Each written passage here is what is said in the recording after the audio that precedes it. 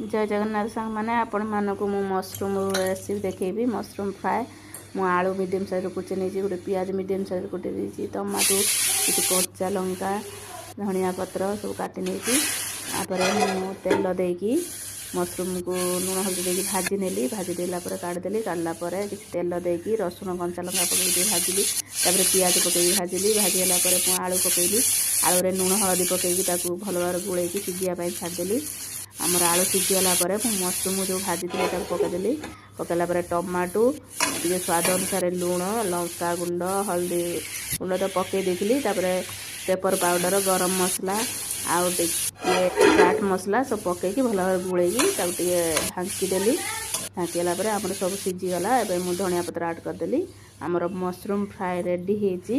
एक रुटी भात पखाड़ सहित खाइले मजा आजिब। मो वीडियो यदि भल लगे लाइक शेयर सब्सक्राइब करेंगे। जय जगन्नाथ सांग माने।